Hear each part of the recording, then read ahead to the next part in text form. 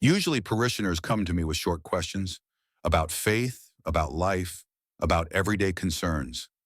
But sometimes behind these words lies a whole world of pain. I saw this recently in the eyes of one man. His voice was quiet, but there was more weight in his words than in a shout. Today I will share his story with you. It is not easy, full of unexpected twists and turns, but everyone will be able to find something of themselves in it. Here is what he told me. My name is Garrett Willis. I am 64 years old, and I have been retired for the last 3 years. I worked for 37 years as a sales manager for auto parts at Florida Auto Parts, which eventually went bankrupt due to competition from Chinese manufacturers.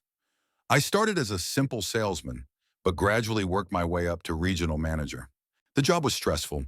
I constantly had to get orders, persuade customers, and keep track of inventory. But the pay was good, especially in the best years.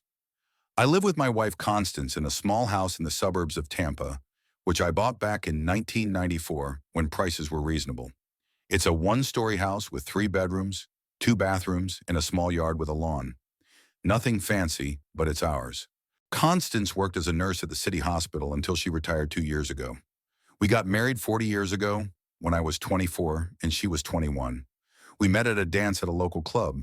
She was a beauty back then, slender with chestnut hair and lively green eyes. She's still beautiful, although the years have taken their toll, of course. We have 2 children, our son Dexter, who is 30 and works as a refrigeration repair technician, and our daughter Juliet, who is 26 and works as an administrator at Tampa Insurance Group. Both live separately, which is appropriate at their age. Dexter rents an apartment in the city center, not far from work. He is independent and has never asked for money since he got a job after college. Juliet lives in a small apartment in the north of the city, also rented, but I have to help her from time to time. Sometimes her car breaks down, sometimes she has other unexpected expenses. My pension is small, about $2,000 a month, plus Constance's $1,200, but I have savings. I've always been careful with money and set aside a percentage of each paycheck. Over the years, I've accumulated about $120,000. I keep it in a bank deposit and in conservative funds. This money should be enough for a comfortable retirement, unless, of course, something unexpected happens. That Sunday in March began as usual. I woke up at 6:30, a habit from my working years. Constance got up a little later and immediately set about her household chores. By breakfast, she had already made a plan for the day. Clean the house, go to the store, and cook a family dinner. We started this tradition when the children were young. Every second Sunday of the month, we all get together. As children, Dexter and Juliet weren't very happy about these mandatory gatherings, but now that they are adults and live separately, these dinners have become important for maintaining family ties. In the morning, I went to the hardware store for paint. I decided to touch up the fence in front of the house. The sun is scorching in Florida, and paint fades quickly. While I was choosing the right shade, I ran into my neighbor Bob Harrison. He told me that his son was in trouble again. He had been arrested for drunk driving. Bob looked exhausted. It's hard when your grown children cause problems. When I got home, I found Constance in the kitchen preparing dinner. She decided to make roast chicken with mashed potatoes and green beans, the children's favorite dish. She also baked an apple pie using her mother's recipe. The kitchen was filled with delicious aromas, and I realized that I was really hungry. Dexter will be here at 4, my wife said, stirring the sauce, and Juliet said she might be late. She's also bringing someone with her. Who? She didn't say. She just asked me to set an extra place at the table. Over the past couple of years, my daughter had brought young men to family dinners several times. They were usually nice guys from her circle of friends, colleagues from work, or acquaintances of her friends. But for some reason, Juliet's relationships never lasted long. She's a complicated girl, beautiful, smart, but with a strong personality. Maybe she's too demanding of men, or maybe she's just unlucky. Juliet took after her mother in appearance. The same green eyes and chestnut hair, tall and slender. She always had many admirers at school, but she never had a serious relationship. In college, she dated one guy for almost 2 years, and we thought they would get married, but they broke up. After that, there were various young men, but nothing long-term. Dexter was the first to arrive, as always. My son is the complete opposite of his sister. Where she is emotional and impulsive, he is calm and level-headed. Dexter is never late, always keeps his word, and doesn't like small talk. He works for Commercial Cold Repair, which services restaurants and grocery stores throughout Tampa. He drives around town in a company van, repairing refrigerators, freezers, and ice makers. It's not a prestigious job, but it's stable, and Dexter never complained. "How's work?" I asked while we waited for Juliet. "Fine. Lots of calls lately. I guess the equipment is getting old and breaking down more often." Dexter told me about a difficult repair job at a large restaurant where he had to replace the compressor in an industrial refrigerator. The job took a whole day, but the customer was satisfied. "My son understands technology better than many engineers. He has golden hands and patience." Juliet arrived half an hour late. It was typical of her. My daughter always believed that the world should wait for her. Even as a child, she could make the whole family wait while she got ready for school or to go out. But this time she was especially animated, simply glowing with happiness. Next to her stood a tall guy in his late 20s, wearing an expensive blue shirt and dark trousers. A gold chain glinted around his neck, and a massive watch adorned his wrist. "Meet Bradley Coleman," Juliet announced as soon as she crossed the threshold. Her voice was excited, her cheeks flushed with excitement. "Bradley, this is my parents, Garrett and Constance, and this is my brother Dexter." Bradley shook my hand firmly. His handshake was confident, but not too strong. He looked me straight in the eye, smiled with his white teeth, and immediately began showering me with compliments. "Mr. Willis, you have a truly beautiful home. And what a wonderful aroma is coming from the kitchen." Juliet told me that Mrs. Willis is an excellent cook, but I couldn't have imagined it would be this good. Constance immediately blushed with pleasure. My wife always loved it when people praised her cooking, and Bradley clearly understood this from the very first moment. He approached her, gallantly kissed her hand, and said that he felt like he was in the best restaurant in town. "What a well-mannered young man," Constance whispered to me as we walked to the table. During dinner, I began to ask our guest questions. First, I inquired about his work. For a man, this is always the main question. "I work at Tampa Prime Auto," Bradley said, carefully cutting his chicken. "I sell used cars, but to be honest, it's only temporary. I have much more serious plans for the future." "What are they?" asked Dexter without looking up from his plate. "I want to start my own business, maybe even a chain of car dealerships. The used car market in our state is very promising. People don't want to overpay for new cars, especially now that the economy is unstable. And I know how to find good deals. I know where to look for quality cars at reasonable prices." Bradley spoke with such confidence that he was almost convincing. He talked about trends in the car market, which brands are in demand, which models hold their value better. He really seemed to know his stuff. "Where are you going to get the money to open the dealership?" Dexter continued to ask. "I've been saving for several years. Plus, there are potential investors who are willing to invest in a promising project. A friend of mine has already opened a similar business in Orlando, very successfully. The main thing is to present the idea correctly and show the business plan." Juliet looked at him adoringly, hanging on his every word. It was clear that she was completely charmed by this guy. From time to time, she touched his hand, adjusted his napkin, and served him food. The infatuation was written all over her face. "Tell them about your car," she suddenly nudged Bradley. "Oh yes," he perked up. "I recently bought a 2020 BMW 3 Series. It's used, of course, but in excellent condition. One owner, full service history, only 30,000 miles on it. I had to take out a loan, but now I drive in comfort. In my line of work, image is very important. Clients need to see that you know your way around cars and can afford a quality vehicle." I exchanged glances with Dexter. My son raised his eyebrows slightly, a gesture that, in our family, meant skepticism. A 2020 BMW, even a used one, cost a lot. $35,000 or more. It was strange to hear that a salesman from a foreign parking lot could afford it. "Bradley studied business in college," Juliet added. "He has a degree in sales management." "Yes, I studied theory for 2 years and now I'm putting it into practice," Bradley confirmed. Although, to be honest, real life is very different from textbooks. Everything is simple and logical there, but in practice you have to take a lot of nuances into account. Constance asked about his family. Bradley said that his parents live here in Tampa, in the West Chase area. His father worked as a foreman on a construction site for many years and is now retired. His mother was a housewife all her life and raised the children. He has a younger sister who is studying to be a nurse at a local college. They're simple, hardworking people, he said. Nothing special, but they taught me to value family and hard work. After the main course, Constance served apple pie with vanilla ice cream. Bradley savored every bite, saying he had never eaten anything so delicious. My wife was melting from such compliments. Dad, show Bradley your workshop in the garage, Juliet suggested. He's also good with technology. After dinner, we did go to the garage. I have a small workshop there, a workbench, a set of tools, spare parts left over from my previous job. It's my hobby in retirement.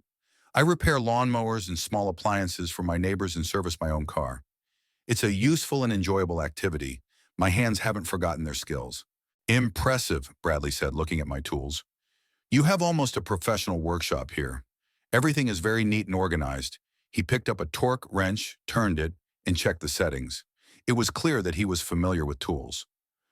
I have a garage at home too, but I haven't set it up properly yet, he continued. I never have enough time. I work late, and on weekends I often have to visit clients. Dexter walked silently beside him, studying the contents of the shelves. I know my son. He was thinking about something, analyzing it.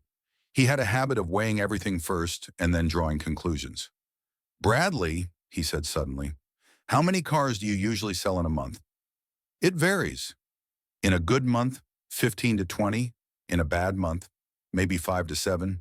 It depends on the season, what cars are available, and the overall economic situation. And what percentage do you get from the sale? It depends on the cost of the car. The percentage is lower for cheaper cars and higher for more expensive ones. On average, it's about $300 to $500 per sale. Dexter nodded, but I could see that he was quickly calculating the figures in his head. My son isn't very talkative, but he's great at math. Math was his favorite subject in school. We returned to the house and settled in the living room. Constance brought coffee and served the rest of the pie. Juliet beamed as she snuggled up to Bradley on the sofa. They looked like a beautiful couple, he tall and stately, she graceful and elegant. Mr. Willa, Bradley suddenly addressed me, I would like to talk to you about my intentions regarding Juliet. My heart skipped a beat. Was it really that serious? My daughter blushed and lowered her eyes. I realize we haven't known each other long, but sometimes feelings don't depend on time. Juliet is an amazing girl, and I want you to know that my intentions are absolutely serious. Then he suddenly got up from the sofa, knelt down on one knee in front of Juliet, and took a small velvet box out of his jacket's inside pocket. Juliet, I had planned to do this in a romantic setting, perhaps in a restaurant or by the ocean. But then I realized that there is no better place than your family home. This is where you grew up. This is where the people who love you are. Marry me. He opened the box, and inside it sparkled a ring with a small but very beautiful diamond. Juliet gasped, covered her mouth with her hands, and her eyes filled with tears. She stared at the ring for a few seconds, unable to say a word. Yes, she finally breathed. Of course, yes. 1,000 times yes. She threw herself into Bradley's arms, and he spun her around the living room. Constance clapped her hands and immediately rushed to hug her daughter. The house was in an uproar. Everyone was talking at once, congratulating them, examining the ring. I stood aside, watching the scene in confusion. It all happened so unexpectedly that I didn't have time to collect my thoughts. Dexter was silent too, sitting in his chair with a stony face. Congratulations, I finally said, when the initial emotions had subsided a little. I hope you'll be happy together. What else could I say? My daughter was a grown woman and had the right to make her own choices. But inside, I felt a knot of anxiety. Something about Bradley made me uneasy, although I couldn't put my finger on what it was. When's the wedding? Constance asked, admiring the ring on her daughter's finger. We haven't discussed the details yet, Bradley replied, but we'd like to get it done soon. Maybe this summer? This summer! But that's so soon, exclaimed Constance. Mom, when people love each other, why wait? Said Juliet, beaming with happiness. They stayed with us for another hour, discussing plans and sharing their joy. Bradley talked about where they could live after the wedding and what kind of apartment to rent. Juliet dreamed aloud about her wedding dress and honeymoon. Finally, they got ready to leave. We walked them to their car. Bradley's BMW really did look impressive. Dark blue metallic, leather interior, everything you'd expect in a car of that class. Thanks for a wonderful evening, Bradley said, shaking my hand again. I hope we become a real family. The BMW's engine roared pleasantly, and they drove away, leaving the three of us on the porch. What a nice guy, said Constance, waving goodbye to the receding car. Well-mannered, polite, clearly loves our Juliet. Dexter grunted and headed for his car. Dex, what's wrong? His mother called after him. He stopped and turned to us. Nothing much. Just wondering how he's going to support a family. According to my calculations, even if he sells 20 cars a month and gets $400 for each one, that's $8,000. Minus taxes, that leaves about $6,000. Minus the payment on the BMW loan, at least $1,500 a month.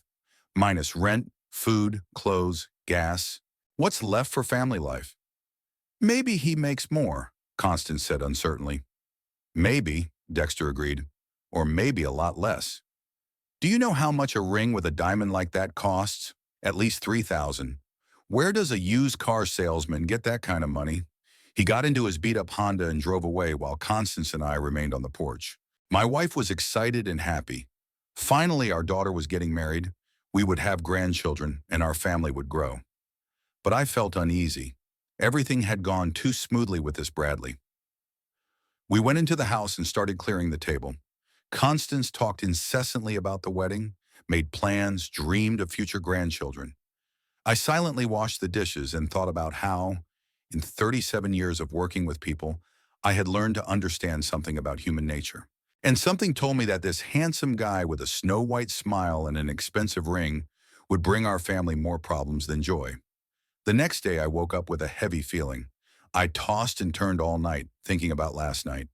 Constance slept peacefully, even smiling in her sleep, probably dreaming of wedding preparations and future grandchildren. And my head was spinning with the numbers Dexter had quoted and the alarming details of Bradley's behavior. After breakfast, I decided to walk to the house of my best friend, Chester McDonald. He lives 3 blocks away from us in a similar one-story house. Chester is 2 years older than me, has been a mailman for 35 years, and knows everyone in the neighborhood. We've been friends for over 20 years, ever since he moved to our area. We go fishing together, play dominoes in the evenings, and discuss the news and life's problems. I found Chester in his garage, repairing an old lawnmower. His hands are still nimble, although his back is not what it used to be. Hi, Garrett, he greeted me without looking up from his work. How was the family dinner? That's what I wanted to talk about. Chester put down his tools and looked at me intently. What's wrong? I could see from his face that something was wrong. I told him about Bradley, about the sudden proposal, about my doubts. Chester listened silently, nodding occasionally. When I finished, he scratched his gray beard thoughtfully. I understand your concerns, he said finally. But you know, Garrett, maybe you're just worried as a father. Your daughter is an adult. She has the right to choose. And maybe this guy really loves her. Chester, you know I'm not the kind of father who clings to his daughters. But there's something wrong with him. It's all too perfect, too smooth. What specifically alarms you? Money. Where does a used car salesman get the money for a BMW and an expensive ring? And he talks too much about his plans and too little about his actual achievements.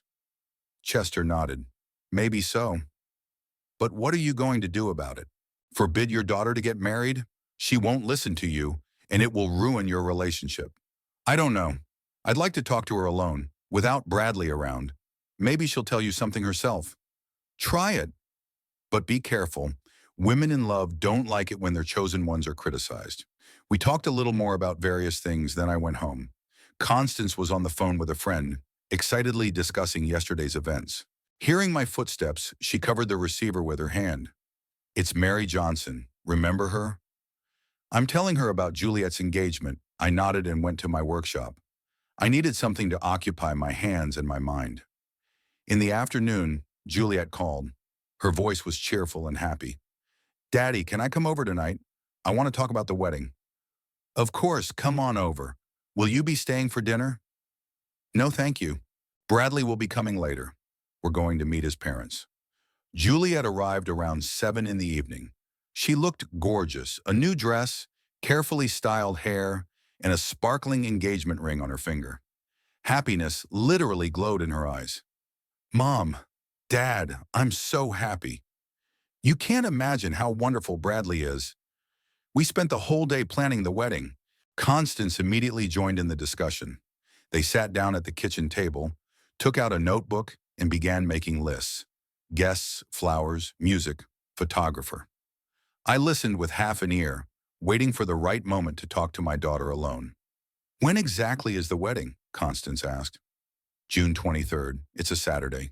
Bradley wants everything to be beautiful and festive. But that's in 3 months. That's not enough time to prepare. Mom, we don't want to wait. Besides, summer weddings are the most beautiful. They discussed the details for another half hour. Finally, Constance went to the kitchen to make tea, and I had a chance to talk to my daughter. Juliet, I began cautiously, are you sure you know Bradley well? You haven't been dating that long. My daughter's face immediately became wary. Dad, what are you getting at? Nothing. I just want to make sure you're happy. Bradley seems like a nice guy, but... But what? Juliet's voice became sharp. You don't like him, do you? It's not about liking him or not. I just want to understand how you plan to live, how you're going to support a family, where you're going to live. Dad, I'm 26 years old. I'm a grown woman and I can figure out my own relationships. Of course you can, but I have a right to worry about you. Juliet got up from the table and began pacing around the room. You know what I think? You just can't accept that I've grown up. You can't let me go. And that's why you look for flaws in every man I like. That's not true. It sure is. Remember Michael? You criticized him too, said he was too young, not serious enough. Then there was David. You complained that he didn't earn enough. Now it's Bradley. And again, something's not right. I tried to argue, but my daughter wouldn't listen. Bradley is the best man I've ever met. He's smart, ambitious, caring. He loves me and wants to start a family. But that's not enough for you, is it? You have to find fault with him. At that moment, Constance returned with a tray. Seeing her daughter so upset, she asked anxiously, What's going on? Mom, Dad is starting to ask questions about Bradley again. I'm tired of it. Constance looked at me reproachfully. I spread my arms. The conversation was not going as planned. Juliet, dear, Dad is just worried about you. Constance tried to reassure her daughter. That's normal. No, Mom, it's not normal. It's an attempt to control my life. My daughter grabbed her purse and headed for the door. Juliet, wait, I tried to stop her. No, Dad. I thought I could share my happiness with you, but instead of support, I get interrogation and suspicion. She slammed the door and drove away. Constance looked at me reproachfully. Why did you do that, Garrett? I just wanted to talk to her. Talk? You upset her. She's happy, and you're trying to ruin everything. I went to the garage to avoid continuing the conversation. I knew I had acted awkwardly, but my concern for my daughter wouldn't let me rest. The following week, active preparations for the wedding began. Juliet called her mother every day to discuss the details. After our conversation, she was deliberately cold toward me, answering in monosyllables and avoiding direct communication. On Wednesday, she came with specific requests. Mom, Dad, we need your help with the wedding expenses, she said, sitting in the living room next to her mother. Of course, sweetie, Constance replied immediately. How much do you need? A banquet for 50 people will cost $8,000. It's a nice restaurant, all-inclusive, food, drinks, music. I almost choked on my coffee. $8,000 for one party. And the wedding dress is another $1,500, Juliet continued. I found a stunning dress at Bridal Elegance.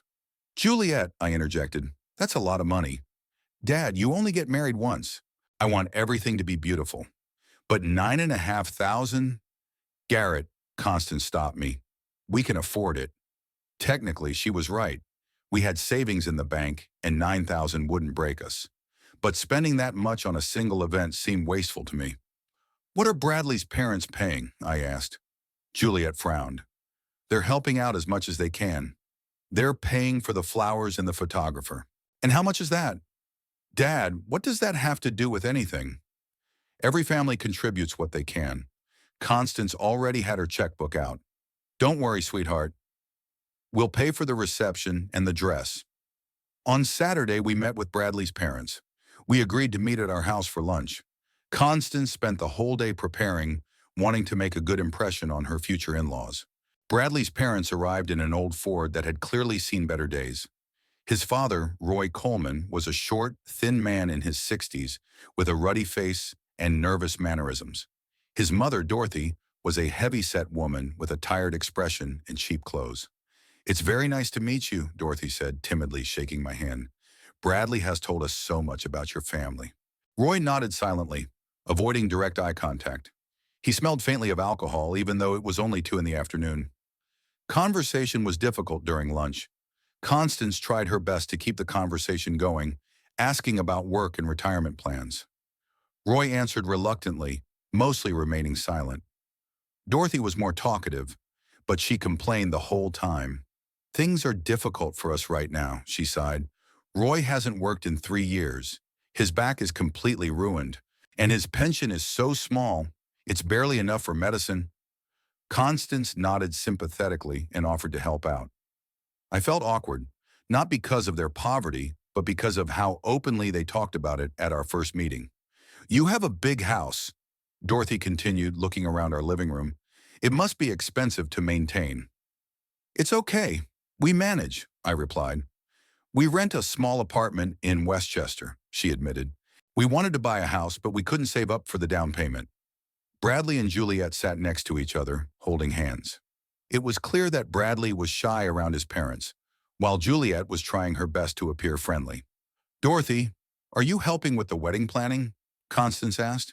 "Of course. We're paying for the flowers. Well, the bridal bouquet and the groom's boutonniere anyway. The rest we'll see how it goes. We'll take care of the photographer too," Roy added, speaking up for the first time during dinner. "I know a guy who doesn't charge much." Constance leaned over to me and whispered, "I feel awkward. They clearly expect us to pay for everything." After lunch, when the guests had left, my wife and I stayed behind to clear the table. "What a family," said Constance, stacking the dirty dishes. "Poor people, of course, but what? I don't know. There's something wrong with them. Especially Bradley's father, and his mother kept talking about money. See, I'm not the only one who's alarmed. Garrett, maybe they're just embarrassed about their situation. Their son is marrying a girl from a wealthier family, so they feel inferior." Maybe Constance was right, but I was left with an unpleasant feeling. I also noticed how Roy Coleman was looking closely at our house, as if evaluating it, and how Dorothy was interested in our income, pension, and savings. Dexter called in the evening. "Dad, how did the meeting with the groom's parents go?" "Not very well. They seem like nice people, but they're poor, and they're not shy about talking about it." "I see. How's Juliet?" "She's trying to please everyone, but you can see she's nervous." Dexter paused. "You know, Dad, I did some research on this Bradley guy." "What kind of research?" "I have a friend who works at a car dealership across the street from Tampa Prime Auto. He says Bradley isn't particularly well liked there. He doesn't sell much, and customers complain about him. Plus, he recently took unpaid leave." My heart sank, so my suspicions weren't unfounded. "Dex, what should we do?" "I don't know, Dad." "Nothing for now, but we'll keep our ears open." A month before the wedding, life in our house turned into a whirlwind of activity. Constance was busy with wedding preparations from morning till night, calling suppliers, finalizing the details of the reception, discussing the last touches of the ceremony with Juliet. I kept my distance from the commotion, but I could feel the tension mounting. Juliet started coming over almost every day. Outwardly, she looked happy, but I noticed signs of fatigue, dark circles under her eyes, nervous gestures, irritability over trifles. Wedding preparations were clearly not easy for her. Bradley appeared less often. He said he was working a lot, preparing for the honeymoon and dealing with some business matters. When he did come, he was a little more reserved than before, with fewer compliments and less ostentatious enthusiasm. Maybe he was just tired from the pre-wedding preparations, or maybe he sensed my coldness. In those days, I thought a lot about my conversation with Dexter and his information about Bradley's work. I wanted to believe that my son was wrong, that all my suspicions were unfounded. But an inner voice told me that something was wrong. One Wednesday evening, with exactly 4 weeks to go before the wedding, Juliet arrived at our house clearly agitated. She didn't wait for dinner, but went straight to the living room and sat down opposite Constance and me. "Mom, Dad, I need to talk to you," she began, nervously fiddling with the strap of her purse. "What's wrong, sweetheart?" Constance asked, alarmed. "Nothing bad. We just have some extra expenses for the wedding. I was on alert. We had already spent almost $10,000 on the reception, dress, shoes, jewelry for the bride, my suit, and gifts for the bridesmaids.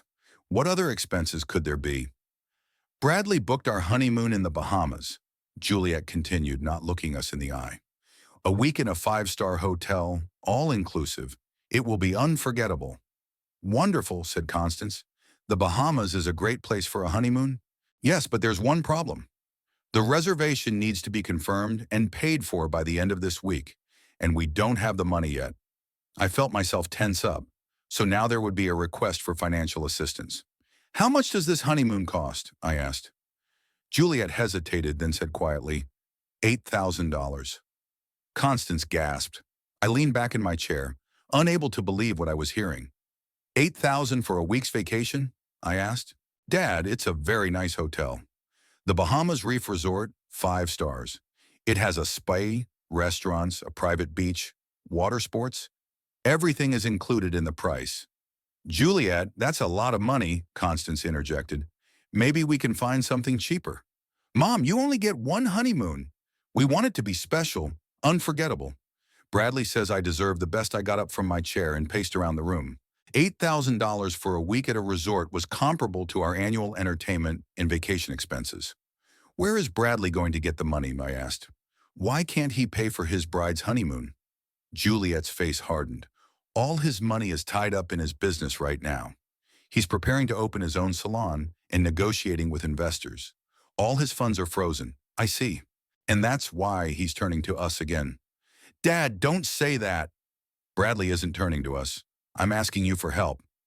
"Juliet, we've already spent almost $10,000 on your wedding," I said, trying to keep my voice calm. "That's a lot of money for our budget." "But you have savings. You said yourself that you've been putting money aside for years. Those savings are for our retirement, for unexpected expenses, not for paying for luxury resorts." Juliet jumped up from the sofa, her eyes glistening with tears. "So you're refusing to help me on the most important day of my life?" "We've already helped a lot. We paid for the wedding, your dress, the reception, and the honeymoon isn't important, is it?" "You don't care about my happiness." Constance tried to intervene. "Honey, calm down. Maybe we can find a compromise. We'll pay half and you can figure out the rest somehow." "No," Juliet said sharply. "Either you help completely or you don't help at all." Bradley had already promised the travel agent that we would confirm the reservation. I felt my irritation rising, not so much because of the money, but because of the way my daughter had phrased it, like an ultimatum. "Juliet, $8,000 is too much," I said firmly. "I refuse to pay it." My daughter's face contorted with anger. "Refuse? So my happiness isn't important to you. You're willing to ruin my honeymoon over some money." "It's not about the money itself. It's about spending wisely." "Wisely?" Juliet almost shouted. "Dad, I'm getting married. This is the most important event in my life. And you think my happiness is an unreasonable expense?" Constance tried to calm her daughter down, but she was already unable to listen. "You know what, Dad? If you're not ready to help me at such an important moment, then you don't have to come to the wedding." Those words hit me like a slap in the face. I stood there looking at my daughter, unable to believe she could say such a thing. "Juliet!" Constance exclaimed. "How can you say that? How can he refuse to help me?" My daughter sobbed. $8,000 is nothing to him compared to my happiness. But he prefers to save money instead of making his daughter happy. I took a deep breath, trying to control my emotions. "Juliet, you're going too far." "No, you're going too far." "From the very beginning, you were against Bradley, looking for flaws in him. And now you're trying to ruin our wedding." "I'm not trying to ruin anything. I just think that $8,000 for a week's vacation is wasteful." "A waste!" Juliet repeated bitterly. So I don't deserve a nice honeymoon? So your daughter has to settle for cheap resorts? At that moment, Dexter entered the house. Hearing the shouting, he quickly made his way to the living room. What's going on here? He asked, looking at the upset faces. Your father refuses to pay for our honeymoon. Juliet sobbed as she rushed to her brother. $8,000 is more important to him than my happiness.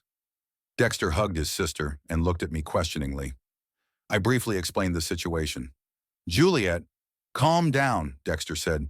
8,000 is a lot of money. You're against me too, she sobbed. I'm not against you. But maybe we can find a compromise. Look at other honeymoon options? No, Bradley has already booked everything. He promised me the best vacation ever. Dexter scratched his chin thoughtfully. Listen, what if I borrow the money and give it to you? Then you can pay me back little by little. Juliet's eyes lit up with hope for a moment, but then she shook her head. No, Dex. If Dad doesn't want to help his daughter, then so be it. I'm not going to humiliate myself and ask my brother for money. Juliet, don't be silly. Dexter tried to reason with her. Dad already spent a lot of money on your wedding, but not on the most important thing. Not on what will make me truly happy. She turned to me, her eyes burning with determination. Dad, I'm asking you one last time. Will you give me money for my honeymoon or not? I looked at my daughter, at her tear-stained face, at her stubborn chin. At that moment, she reminded me of myself as a child, throwing tantrums when I didn't get what I wanted. No, Juliet, I won't. She wiped her tears with her sleeve and straightened up. Then don't come to my wedding. I don't want to see you there. Juliet, don't. Constance tried to stop her. I have to, Mom. If Dad isn't ready to support me on the most important day of my life, then let him miss it. She grabbed her purse and headed for the door. Dexter tried to stop her, but she pushed him away. Juliet, think about what you're saying, her brother shouted after her. I've thought about it all, she shouted from the hallway, and my decision is final. The door slammed, the car started, and Juliet drove away, leaving the three of us in heavy silence. Constance cried, wiping her eyes with a handkerchief. Dexter paced the room, shaking his head. Dad, maybe we should have agreed, he said quietly, for the sake of family harmony. Dex, it's not just about the money. It's a matter of principle. If I give in now, there will be new demands, new ultimatums. But she's your daughter.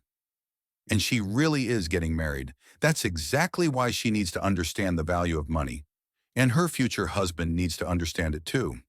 Constance looked up at me, her eyes red from crying. Garrett, she's banned you from the wedding. Her own daughter's wedding. I heard. What are you going to do?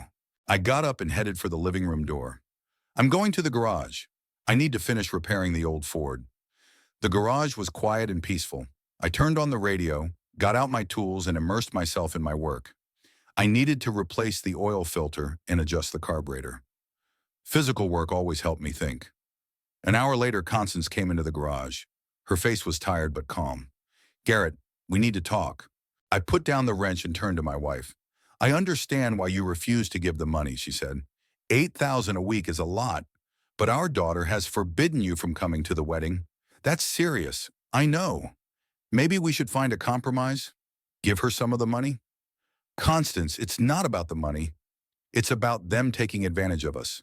First the reception, then the dress, now the honeymoon. What's next?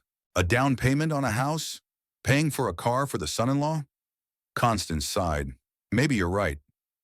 But what am I supposed to do? Not go to my own daughter's wedding? You'll go. I won't. Garrett!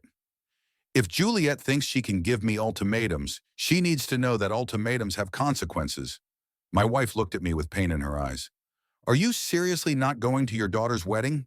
I picked up the wrench and bent over the engine again. Seriously, if she doesn't want to see me there, she won't. Constance stood there for a moment, then quietly left the garage. I was left alone with my 1970s Ford and my heavy thoughts. Inside, everything ached from the quarrel with my daughter, but I had no intention of backing down. Too many years of working with people had taught me that concessions in such situations only encourage new demands. There was a month left before the wedding, and I already knew that I would spend that day not in a restaurant, but somewhere far from home. Maybe I'll go fishing with Chester.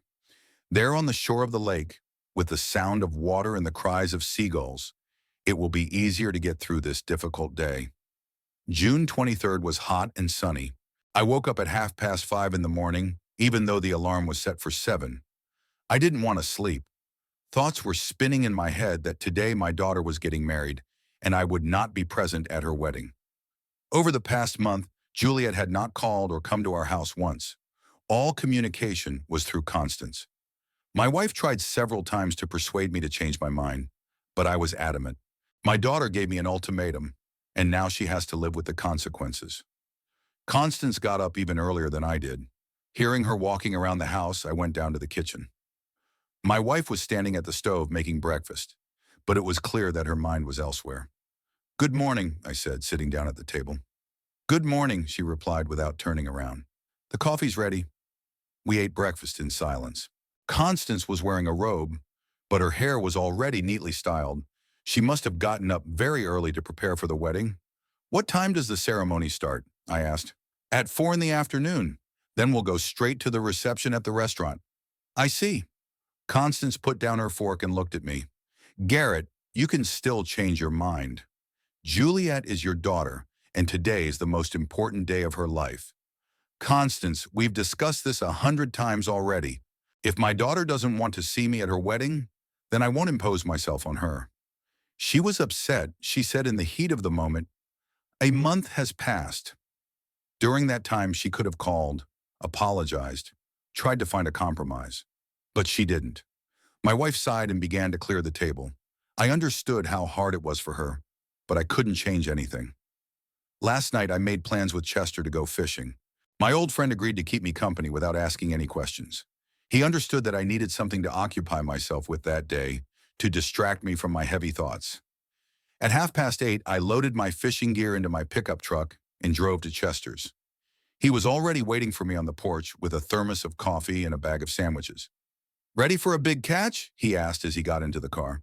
"Ready for a long day in the fresh air," I replied. We drove to Lake Tarpon, 40 miles from the city. It's a quiet place full of fish, and tourists rarely go there. It's perfect for spending a day in contemplation. We drove in silence for the first half hour, listening to the radio. Then Chester turned off the music and said, "You know, Garrett, I thought about your situation all night. And what conclusion did you come to? That you did the right thing." I looked at my friend in surprise. A month ago, he advised me to trust my daughter. "Have you changed your mind?" "Yes, I've thought about it a lot since then, and I realize that it's not just about the money for the honeymoon. It's about how your daughter talks to you, what demands she makes." "Go on." "You know, I have a granddaughter. She's 24. Well, she has never once allowed herself to talk to her grandfather in that tone, and she certainly never forbade him from coming to important family events." Chester paused, looking out the window at the fields passing by. "I also talked to my wife. She worked with your Constance at the hospital and knows your family. She says that Juliet has always been spoiled and is used to getting everything she wants. Maybe Constance and I really did spoil her too much." "No, definitely. And now she thinks her parents are obliged to fulfill her every wish, even the most expensive ones." We arrived at the lake around 11. The place was deserted, just us and a few fishermen on the opposite shore. Chester helped me unload the tackle, and we found a comfortable spot under a large oak tree. The lake was calm, like a mirror. A light breeze rustled the leaves, and seagulls cried somewhere in the distance. It was the perfect place to forget about problems and just enjoy nature. We cast our lines and settled into our folding chairs. Chester took out a thermos and poured coffee into mugs. "You know what alarms me most about this story?" he said, sipping his coffee. "What?" "The groom's behavior. A normal man wouldn't let his fiancée quarrel with her parents over money. He would either earn the money for the honeymoon himself or choose something more affordable. I thought about that too. And this Bradley calmly watches as his future wife begs her father for money. He even encourages her to do so." Chester was right. In the entire month since our quarrel, Bradley had not once tried to contact me, offer a compromise, or apologize for the situation. He simply removed himself from the situation, leaving everything to Juliet. We fished for about 2 hours in pleasant silence. The bite was good. We caught several perch and a pike. But the main thing was not the fish, but the fact that I could think calmly without being distracted by domestic problems. Around 2 o'clock in the afternoon, I looked at my watch. There were 2 hours left before the wedding. Somewhere, Constance was getting ready, putting on her best dress. Juliet was preparing to become a bride, and I was sitting on the shore of the lake with a fishing rod in my hands. "Do you regret it?" Chester asked, noticing my glance at my watch. "I don't know. On the one hand, it hurts to miss my daughter's wedding. On the other hand, I couldn't have done anything else. Garrett, mark my words. In a few months, you'll realize you did the right thing." At 4 o'clock, when the ceremony was supposed to begin at the church, I cast my line into the deepest part of the lake. I imagined Juliet walking down the aisle in her white dress, Bradley waiting for her in the suit we had paid for. I imagined Constance sitting alone in the front row, explaining to her friends why I wasn't there. "Is it hard?" Chester asked quietly. "It's hard, but it's the right thing to do." We stayed at the lake until 6:30. The sun was setting, and it was getting cooler. Chester suggested we go home. The banquet must have been in full swing by then. On the way back, we stopped at a roadside cafe and had fried fish and potatoes for dinner. Chester told stories from his youth, and I listened half-heartedly. My thoughts were still at home, at the wedding I had missed. We arrived home at 9 o'clock. Constance's car wasn't there. She was still at the banquet. I thanked Chester for his company.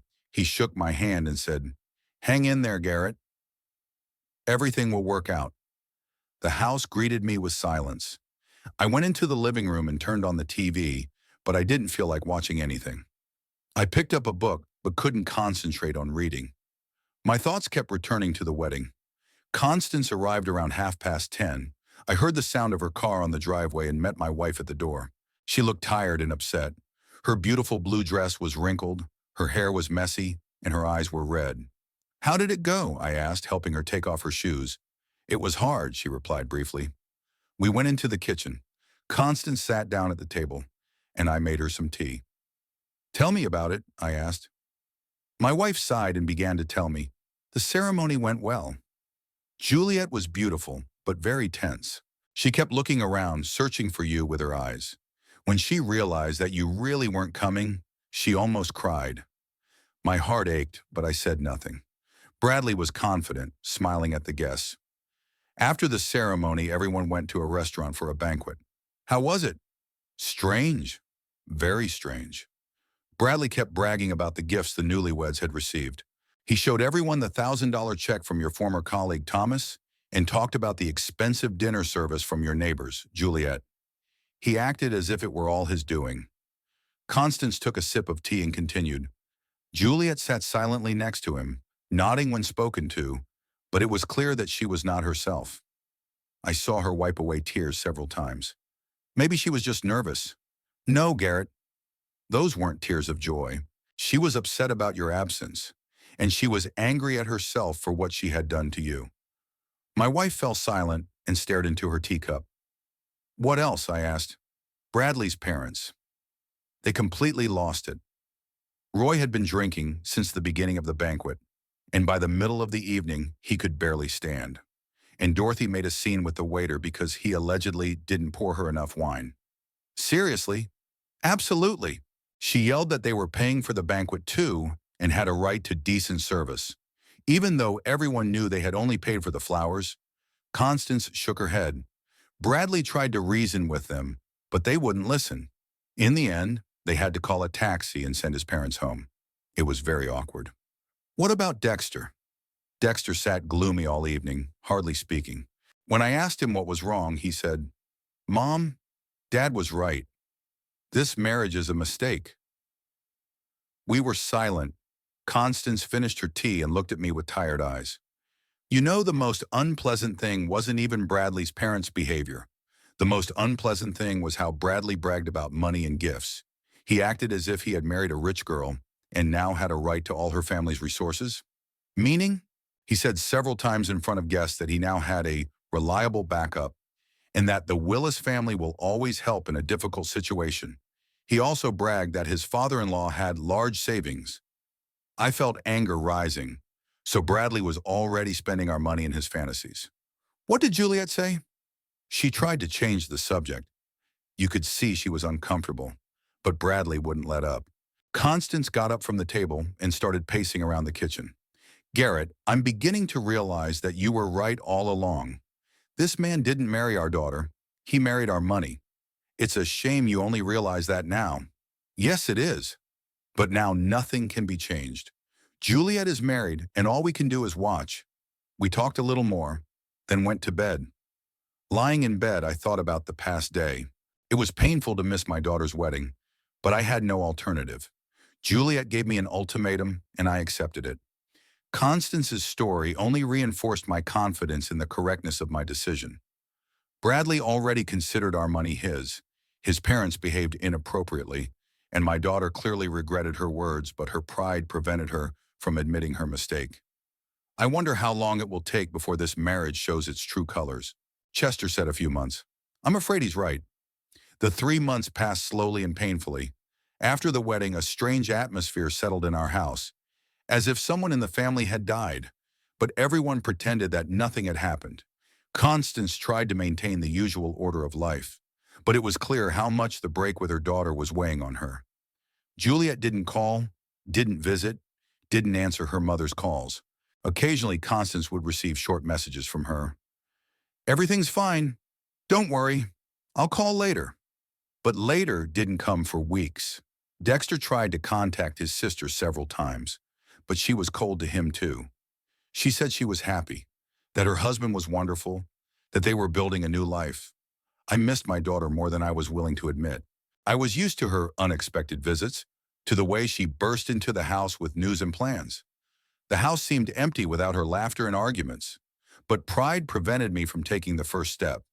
Juliet had given me an ultimatum, forbidding me to attend the wedding, and now I had to find a way to reconcile with her myself. Constance was clearly suffering. She often sat by the phone, looking at it hopefully. Several times I found her crying in the kitchen or living room. When I tried to comfort her, she replied that everything was fine. She was just tired. Maybe you should call her, my wife would ask from time to time. No, Constance. She's a grown woman. She has to decide for herself if she needs her parents. But inside, I was burning with desire to hear my daughter's voice, to find out how she was doing, if everything was okay with her. Dexter came to visit us every weekend, as usual, but we hardly ever talked about Juliet. My son saw how hard it was for his mother and didn't want to make things worse. Once he mentioned that he had tried to meet his sister at her work, but the secretary said that Juliet didn't want to see anyone. She's avoiding all of us, Dexter said. She's even stopped seeing her friends. She's living in a cocoon that alarmed me. Juliet had always been sociable, loved company, and enjoyed meeting friends. If she had shut herself off from everyone, something was wrong. We were getting bits and pieces of information from neighbors and acquaintances. Mrs. Johnson told Constance that she had seen Juliet at the supermarket and that she looked pale and tired.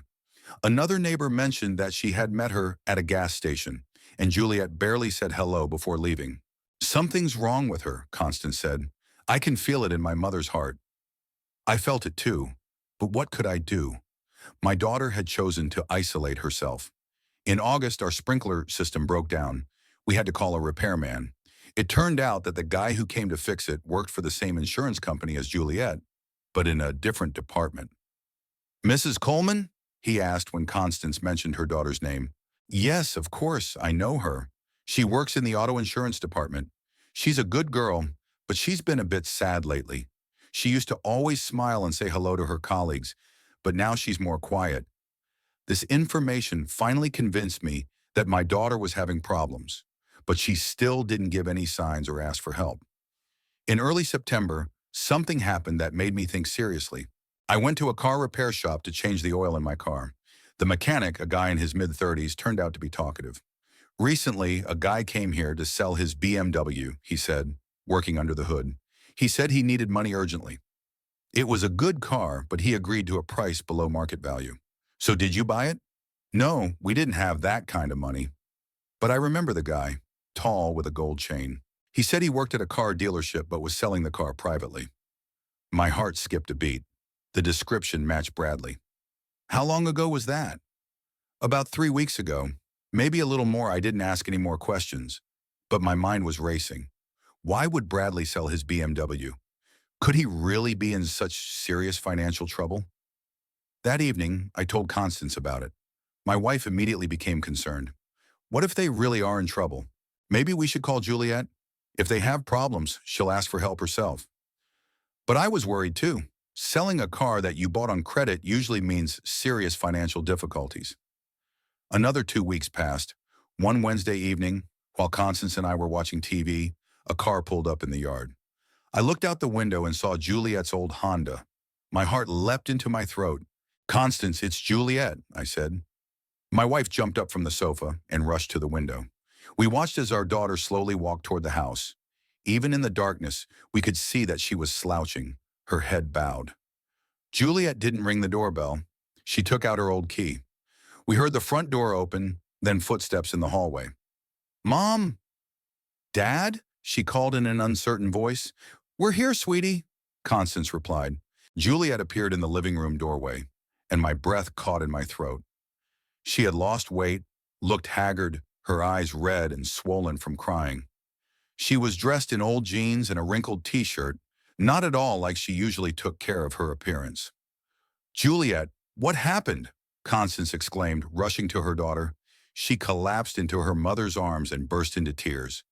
She cried for a long time, sobbing like children do after a serious trauma. Constance stroked her head and whispered soothing words. I stood nearby, not knowing what to do. Finally, Juliet calmed down a little and wiped her face with her sleeve. "Mom, Dad, I'm sorry. I was such a fool." "Hush, sweetheart, it's all right," Constance reassured her. "Sit down and tell us what happened." We settled down in the living room. Juliet sat on the sofa between us, still sobbing. It was clear that she didn't know where to start. "Bradley left," she finally blurted out. "What do you mean, left?" Constance didn't understand. "He left me. He disappeared. He took everything he could and ran away." Juliet started crying again, but now she began to tell her story through her tears. He had been acting strangely for the last few weeks. He started staying late at work, answering calls in another room, hiding his phone. I thought he was preparing a surprise for our 3-month wedding anniversary. She paused, gathering her strength. 3 days ago, I came home from work and the apartment was empty. He took all his things, all the appliances we bought after the wedding. He took my jewelry, even the wedding ring he gave me. "The wedding ring?" Constance gasped. "Yes. I took it off before showering, put it on the nightstand, and forgot about it. He took that too." Juliet wiped her nose with the handkerchief her mother had given her. "But that's not all. He emptied our joint account. It contained the money we received for our wedding, plus what I had saved from my salary. Almost $6,000. I felt the blood rush to my face. So this bastard not only abandoned his wife, but also robbed her. And somehow he also got access to my personal account," my daughter continued. "There was another $3,000 in there. It's all gone." "How could he have gotten access to your personal account?" I asked. "I don't know. Maybe he saw my PIN when I paid with my card. Or he found my online banking password written down somewhere." Constance stroked her daughter's arm, trying to calm her down. "Honey, where is Bradley now? Have you tried to contact him?" "His phone is off. His employer said he quit 2 weeks ago but didn't explain anything to anyone. He just stopped coming in." Juliet burst into tears again. "I'm such a fool. For 3 months I defended him and argued with you about him, and he was just using me." "Don't say that," I tried to comfort her. "You couldn't have known what kind of person he was." "I could have. You tried to explain it to me, especially you, Dad. But I didn't want to listen. I thought you just didn't want to let me go." She turned to me, her eyes full of remorse. "Dad, I'm sorry. I said such horrible things to you. I forbade you from coming to my wedding. How can you even talk to me after all this?" My heart ached with pain. My little girl was suffering, and all my resentment evaporated instantly. "Juliet, you're my daughter. I love you no matter what. But I was so cruel to you. You were in love and defending someone you thought was good." "That's understandable." Juliet threw her arms around my neck and hugged me tightly. "Daddy, I missed you so much. I was so sorry we had a falling out." I hugged my daughter and felt her trembling from tears and exhaustion. "I missed you too, sweetheart. I missed you so much. We sat there for several minutes, just hugging. Constance cried quietly with happiness. Finally, the family was together again. "What are the neighbors saying?" my wife asked. "Maybe someone saw him leave?" Mrs. Parker from the apartment next door said she saw him the day before yesterday morning, Juliet replied. He was carrying boxes out and loading them into his car. There was a young woman with him, about 22 or 23 years old. A young woman? Yes, blonde, pretty. Mrs. Parker thought she was his sister or cousin, but Bradley's sister is in college and she's a brunette, so he had another woman. Everything was falling into place. The strange behavior over the last few weeks, the secret phone calls, the frequent absences. "Daughter, did you go to the police?" I asked. "He basically stole your money." "I did, but they said that since we had a joint account, technically it wasn't theft. As for my personal account, I would have to prove that he gained access illegally. So what, the police aren't going to do anything? They opened a case, but they said there was little chance of finding him. There are many such cases, and people usually disappear for a long time." Juliet wiped her eyes and tried to pull herself together. "I'm practically broke. Rent, car payments, insurance, none of that goes away. And my salary is only enough to cover the bare necessities." "Don't worry about it, sweetheart," Constance said. "We'll help you." "Mom, I can't ask you for money after everything I've done." "Don't be silly," I interrupted her. "You're our daughter, and we'll always help you when you really need it." Those words sounded symbolic. When my daughter asked for money for a luxurious honeymoon, I refused. But when she really found herself in trouble, I was ready to do anything to help her. "Maybe you should move in with us for a while," Constance suggested, "until you get your finances sorted out." Juliet shook her head. "No, Mom. I'm an adult. I have to manage on my own. I just wanted to know that you forgave me, that I have a family." "You always have a family," I said. "No matter what." We talked late into the night. Juliet shared details of her life with Bradley, and the picture grew increasingly bleak. He constantly hinted at our family savings and made plans for how they could be put to good use. He said I was too conservative with money, that it should be put to work. "He kept saying that your father was sitting on a gold mine," my daughter said.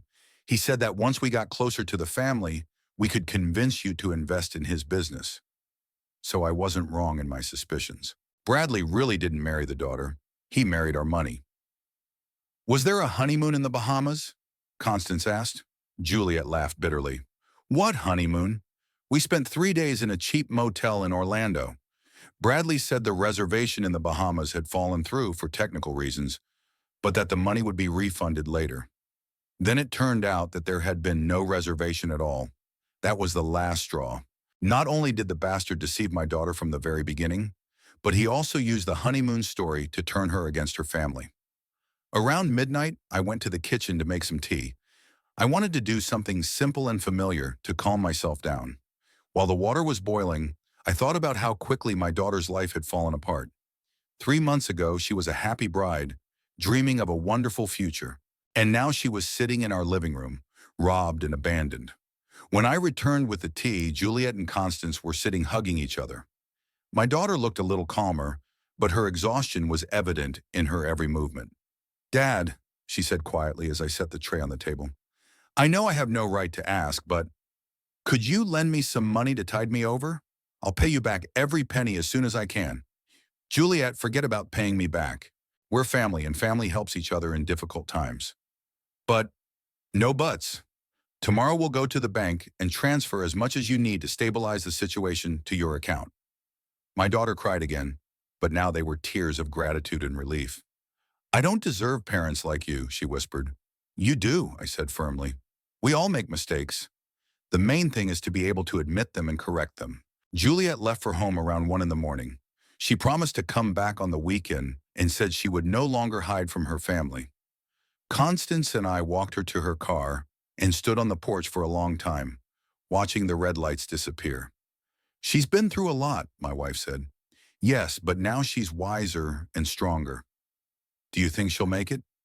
"She definitely will. She has character and a family that will support her." We went back into the house and started clearing away the cups and napkins. The usual household chores seemed soothing after such an emotional evening. "Garrett," Constance said, loading the dishes into the sink, You were right all along. I should have listened to you. It's not about who was right. It's about our daughter coming back to us. But if we had given her money for her honeymoon, if you had gone to the wedding, nothing would have changed. Bradley would have robbed her and run away anyway. Our daughter would have lost another 8,000 of our money. Constance nodded, drying her hands with a towel. You know what struck me most about her story? What? How she realized her mistake. Many people can't admit they were wrong their whole lives, but she came and apologized. She has good parents, I smiled, and a good father who didn't let her do anything stupid with the money. We went to bed late, but I couldn't fall asleep for a long time. The events of the evening, my daughter's words, her tears and remorse, kept running through my head. It was painful to see her suffering, but at the same time, I felt relieved. Finally, the family was together again. At last, my daughter understood that her parents only wanted what was best for her. In the morning, I woke up with a clear understanding of what needed to be done. Juliet would need not only financial help, but also moral support. She was facing divorce, dealing with banks, and looking for a new place to live. All this time, we had to be there for her, to show her that she was not alone. I also thought about how Chester was right. He said that in a few months I would realize that I had done the right thing. Exactly 3 months have passed, and I really do understand. If I had given in then, given her money for her honeymoon, gone to the wedding, it would have been much harder for Juliet to admit her mistake now. She would have felt obligated to defend her husband, who ultimately abandoned her anyway. But this way, she realized that her parents love her not for something, but just because, and that sometimes refusing to help is also a way to help. When the story ended, I shared 3 thoughts. First, it is important to acknowledge your pain, not hide it. Second, respect begins with ourselves. Third, sometimes life gives you a second chance, but it is up to each of us to decide whether to take it or not. What about you? What would you do? Write your opinion and tell us where you are listening from.